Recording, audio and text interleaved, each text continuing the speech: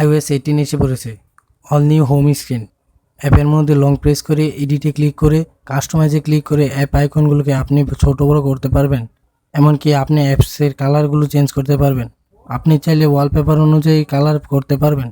এছাড়াও আপনি আপনার মনের মতো কন্ট্রোল প্যানেল সেট করতে পারবেন। iOS 18 এর সবচেয়ে বড় চমক হলো কল রেকর্ডিং।